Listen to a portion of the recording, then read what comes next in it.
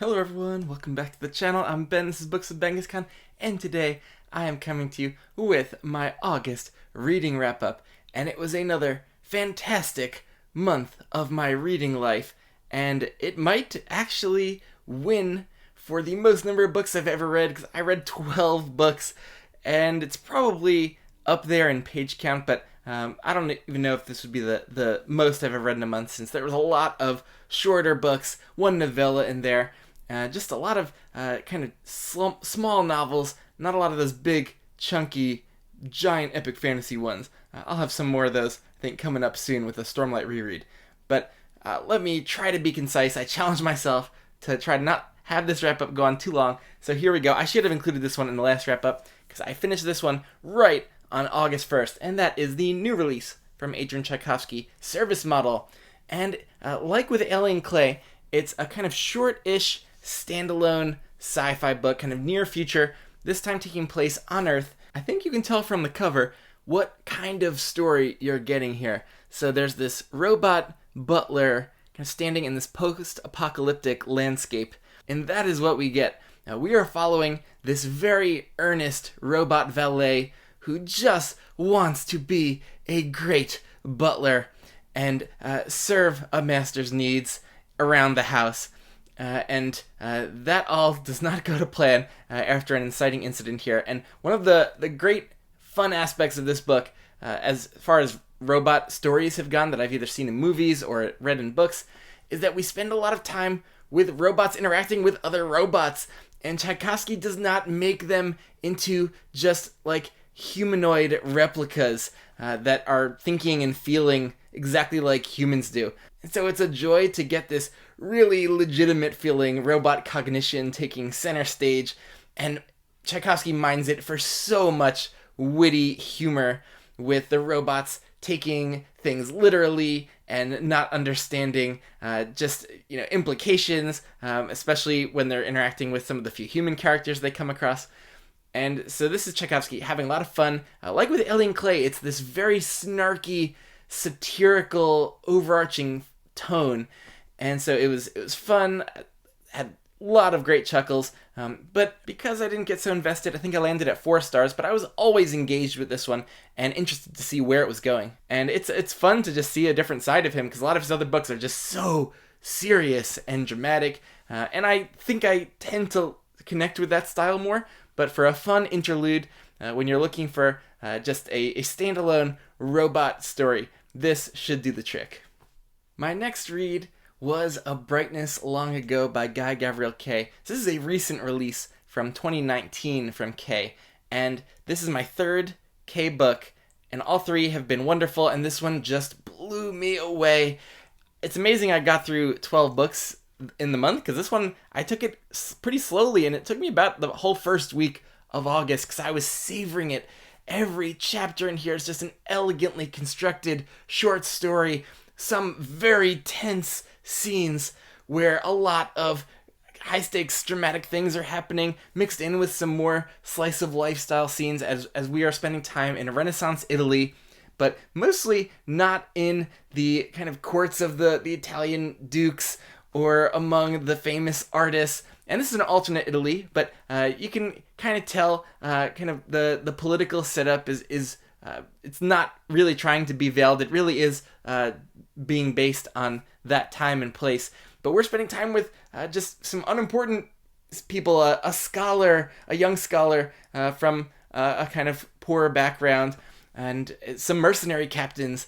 And so it's this cool kind of space that we're spending time in where you wouldn't normally see that side of Renaissance Italy, maybe in other books or TV shows that are set there.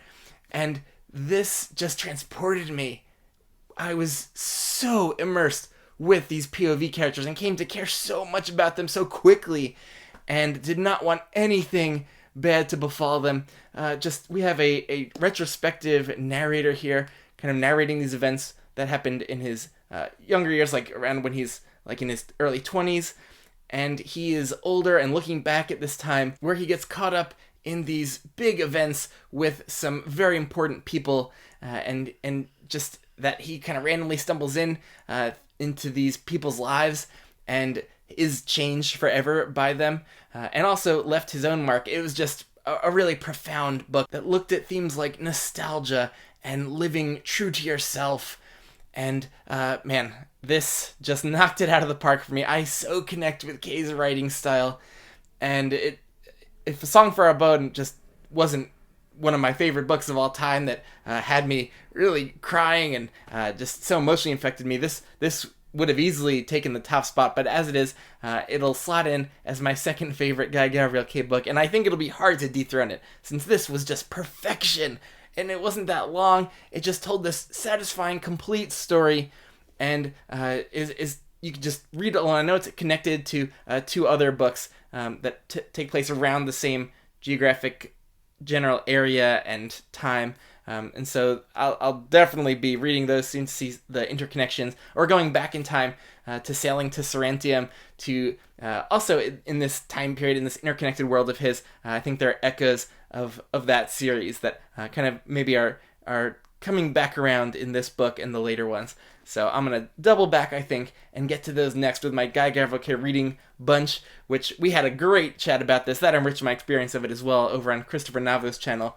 And so I've been loving Buddy Reads with Guy Gavriel Kay books, since they are so rich with amazing quotable lines and so many amazing sequences, like a horse race sequence in the middle of this one that just took my breath away. One of my favorite chapters I've ever read. I loved even the side character POVs and the growth that those POVs went on, or just one-off POVs that we get this backstory and you get this whole sense of a life. Everything is deeper and more complex and nuanced than you might at first think in these Guy Gavriel Kay books. And man, just a perfect 5-star, 10 out of 10 read. After a read like that, I usually like to continue with series that I'm already kind of involved in and invested in, so a new story doesn't have to compete with that one. And so I continued with the Last Kingdom series, or Saxon Tales. This is book 2, The Pale Horseman by Bernard Cornwell, and I liked it kind of on par with book 1 at that 4-star level. It hasn't yet fully sunk its hooks into me and grabbed me to the point where I feel like I just need to keep going and continue. But I'm invested. I'm enjoying these books. This one had a pretty intense plot turn where it feels like the last remaining kind of Saxon kingdom in England is really threatened by the Danish Vikings, and they need to really develop a fun hiding strategy before a big battle can take place that can kind of turn their position around. And I just enjoyed the swamp setting that we spend time in here, and yeah, it so far has been very engaging on a plot level, and when there has been action or battles, I love that from Cornwell. I'm waiting to really get invested in Uhtred as this main POV protagonist, and I've heard that that usually happens for people in the next bunch of books. So looking forward to continuing, but I'm not feeling that call, but I gotta make sure I get back to it soon while a lot of the details of the story are still fresh, so I can keep that momentum. Next is a read that just came out of nowhere for me, and that was Murder at Spindle Manor by Morgan Stang. So I saw this book won Spiffbo, the last Spiffbo competition, and so it got a lot of renown a few months ago, I think that was, and I had it on my Amazon wishlist, and my buddy Colin at Colin's Corner grabbed me this gift, and so when someone gets me a gift, I felt like, really motivated to just go ahead and read it and not let it sit. And at first, I was not sure how it was going to go, because it takes a bit of a wacky, zany approach, and I was like, okay, this is going to be fun, but I don't see myself really getting too invested in what's going to happen or what's going on. And then maybe at around the 50-page mark, that is all out the window, and I could not put it down. I read this over the course of a day, 2 sittings, once in the morning, once in the evening, and stayed up a little bit later to just get this finished, because I was so gripped. This is a fantastical murder mystery book with a bit of a sense of humor to it. And I watched the movie Clue many times growing up. It was a favorite of my older brothers, and we'd watch it together a lot. And I felt like this was riffing on Clue a little bit, and it's true, because I read a blog post by the author that mentioned that as a big influence, and he had watched Clue many times, like me. Because there were some moments in here that I thought were directly inspired. with running around this big enclosed manor on a dark, stormy night with this bunch, and there's been a murder, and all the people in there are suspects, and just the zaniness that ensues was just such a delight and a breath of fresh air. And the investigator character, this really strong-willed female investigator, just I really came to care for. And so I look forward to following the rest of the series, because it's a series, The Gaslamp Mysteries, I think is the name of it, and there are 2 more of those out. And I think I'm going to need to grab those as well, because I'm enjoying the voice here, and I don't do too many mystery stories, but I really enjoyed the Agatha Christie style mystery, where we're following along this investigation, and we're seeing all these different kind of seeds being laid down, where it's like, oh, that's odd, that might be a clue for something. But there's so many of those, and I can never predict exactly how things were going to fall out. And then it was satisfying to see things get revealed, and the way it did wrap up. So what a perfect little read. It did not take very long. Even in this paperback, there's some big print. So this was a short, quick read that was just a lot of fun, and 5 stars for me, and got to do more Morgenstein books now, and maybe more mystery books in general. I then returned to the Vorkosigan saga by Lois McMaster Bujold. I read the 3rd novel in here, in this bind-up of 3 books, which was The Warrior's Apprentice. So this is the first book featuring Miles Vorkosigan, and it was a delightful read. I think I gave this one 4 stars. I wasn't as emotionally invested yet in this character and story as I was in the previous books with Cordelia as the POV, but I could see myself getting there soon with Miles. Miles is just a delight to spend time with. He has this witty, sharp edge to him, and he uses it to kind of protect himself, because he is feeling crushed under these societal expectations for him, parental shadows that have been cast because of his 2 very famous parents, and also his physical limitations are making him feel like he's behind, and he's has unrequited love that he's trying to work through. He feels like he's being underestimated by just about everyone. He's kind of been suffering from depression at what seems like his whole young life, and he's at the center of this wacky, zany plot that was so unpredictable, and just went into some fun directions and set up what looks like could be a fantastic kind of run of books that are featuring Miles after this. So this, I think, was a really fun new direction for the series. And I then went in and read the novella in this bind-up before the next novel, which was The Mountains of Mourning. And this one was kind of like a mystery detective style plot, where Miles is sent in to investigate a murder in the countryside, and this was really involving. I thought the character work here, as it is in all of these Bujold books, was just top-notch, where these side characters just immediately come to life. It feels so real, everything that's happening, and easy to get emotionally invested in this story, where a young infant had been killed, and so there's this investigation of this child death, and it had affected this rural community a lot, and to get at the bottom of what was happening was a really engaging novella. So can't wait to continue with the Vorkosigan saga. I think I gave Mountains of Mourning 5 stars because it really hit me emotionally and was a cool transitional moment of growth for Miles to be given that authority and to be running that investigation. And so that was a really great novella. Man, Bujold can hit hard in just these short books. And so I will be continuing this soon, probably this month, with the Vor game. I had a live chat on the channel this month with one of my BookTube friends. That's Nico from Nico's Book Reviews. And he got me excited to pick up David Gemmell again. And I had read the first 2 Draenei Saga books, Legend and the sequel, King Beyond the Gate. But King Beyond the Gate kind of soured me on a little bit. I lost momentum with the series. And it's been a few years and I hadn't picked one up. But Nico really recommended the next book that takes place chronologically, Quest for Lost Heroes.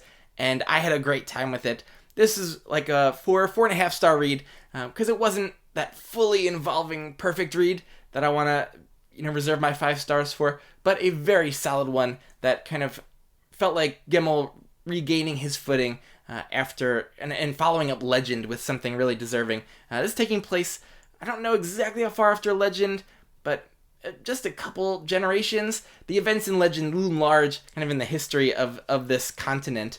And this is telling a completely new story, though, where it's really the premise of the Kings of the Wild book by Nicholas Eames, where there's this young girl who's been kind of stolen away and taken from this village, and someone is getting this band of older warrior heroes together to try to go rescue her. And so I would be gobsmacked if Nicholas Eames had not read this or been inspired by this. But it's not crazy to think that he would find such a similar plot. But this feels like a throwback Kings of the Wild. It doesn't have a lot of that same modern voice that's extremely humorous. There's a little bit of it here, but it's not as dominant of a tone as it was in Kings of the Wild. This is a bit more gritty and serious, but it still had its lighter moments. But it's this group of warriors who had made a heroic last stand a couple decades before, and have kind of been struggling through their adulthoods after that.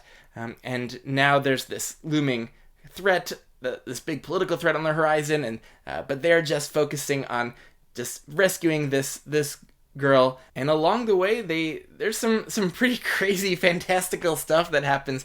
I love how big Gemmel goes with some of these sequences, and so this is definitely not low fantasy. There was some lot of magic getting thrown around and being integral to the plot, and then there's also some of Gemmel's gritty action scenes as well, and just a nice variety in here. So a fun, engaging, short novel, and it has me enthused to keep going with the Draenei saga now. I've been thinking I might try other of Gemmel's series, like the Vergante series, or the Troy ones, some of his later career ones, but I have a sense for the whole world building, and I know that a lot of these Draenei books are all kind of interconnected, but telling different mini stories. But I like the idea of keeping momentum with that set of world buildings. And so maybe I'll double back to the early Waylander books and then the Dress prequels, which I really want to get to since I love that character.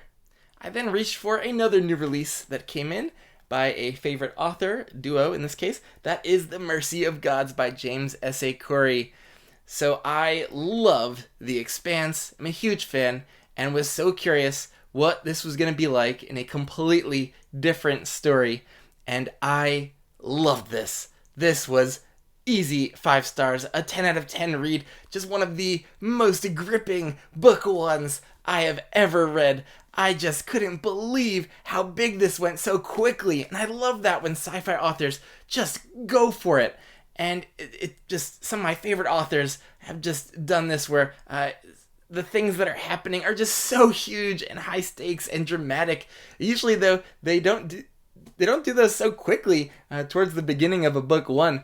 But things like that they've done in The Expanse, but in some of the later books, the Cixin Liu's Remembrance of Earth Past trilogy, the Sun Eater series, Tchaikovsky's sci-fi, like in Children of Time. Like, I love how a lot of these authors just have gone so big, and this one is just another one that raises the stakes so high and just does this epic, huge thing that sci-fi can do, which is introduce non-human races and the conflicts that come about when humans get caught up in these intergalactic power struggles.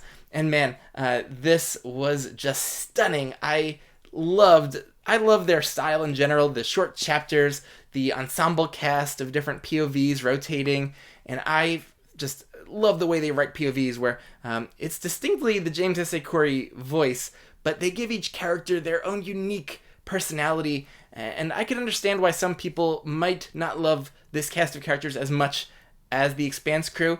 That crew was a lot of big personalities, and this one, the personalities are quieter, and they're still, though, to me, quite compelling with all of their idiosyncrasies, and they're not common character archetypes that you get.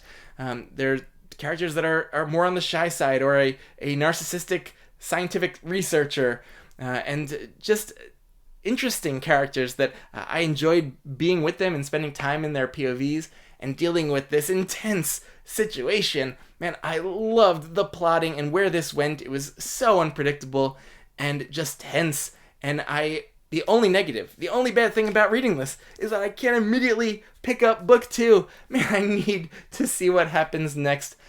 And I try to avoid reading new books in series when the later books aren't out yet because of this problem. And I know I'm gonna just reread this before the next book comes out, and then I'll probably need to wait and reread the 2 again before the finale. But for a series that you love, and this is not too long, and it just flew by, so I just could not stop listening or putting this down in print. Now, Jefferson Mays also is doing the audio, which if you're a big fan of the Expanse audios, then that's great. Just a huge, huge hit for me. I am so glad. Some of my favorite author duo, the Ty Frank and Abraham duo, did not disappoint me with their new series. And speaking of not being disappointed, I was definitely not disappointed by the finale trilogy of books that wrapped up the Alex Verus series by Benedict Jacka. So all of these kind of 300 pagers in mass market, so they don't take too long to get through, and they're plotted very quickly with lots of tense events happening without too much page time in between them. And so they're quite gripping, especially at this point in the series where so much of import is going down, and there are some really wonderfully cinematic, tense action scenes in these books, and just high stakes. If you have become invested in Alex Verus in particular, along with his friends over the course of the first 9 books, it's hard to imagine being let down by the way the series wrapped up with these last 3. Definitely some of my favorite books in the series. I gave all of these 5 stars because I was just so engaged, and if you spend this much time with an author and the series and characters, it's not a surprise if you're emotionally invested at this point, which is one of the reasons I love reading long series.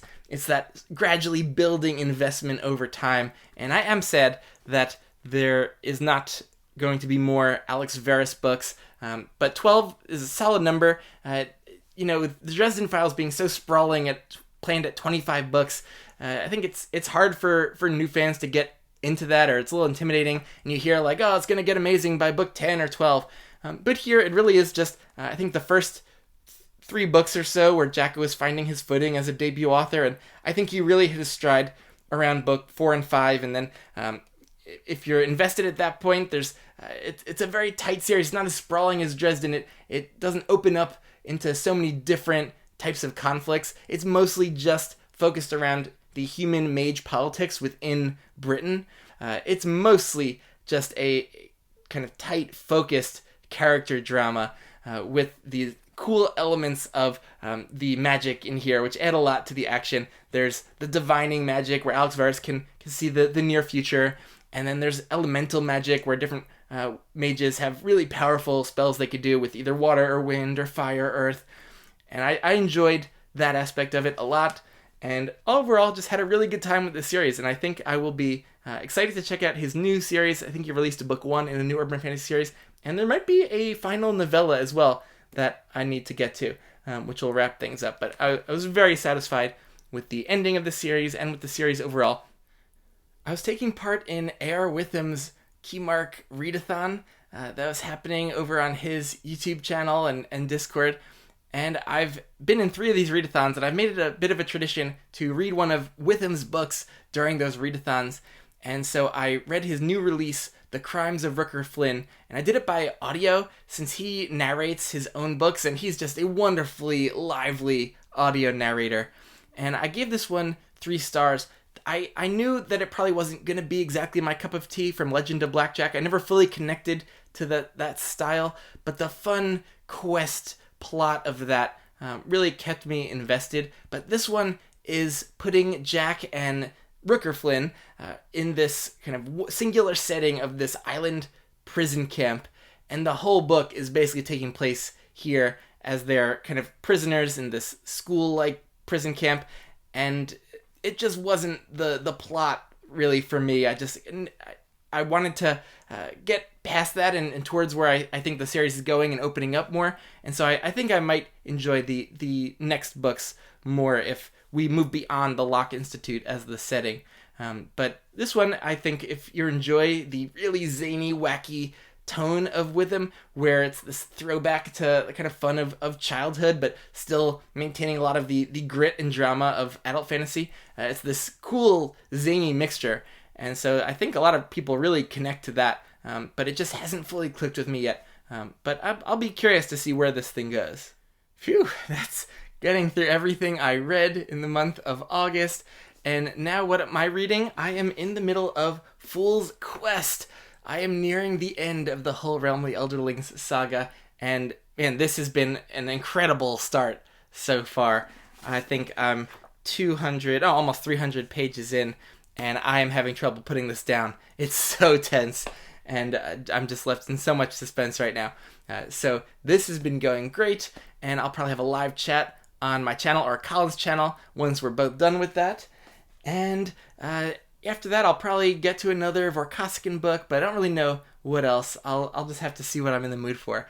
And now to my book of the month. Man, in most months, that would have been an easy choice for The Mercy of God's, a book that was that gripping, but it was in contention with something that was a really special read for me personally, and that was A Brightness Long Ago, which is going to be my book of the month. So sorry to The Mercy of Gods. I loved you, but this one was a treasure that I know I'm going to want to return to in the future and treasure all over again.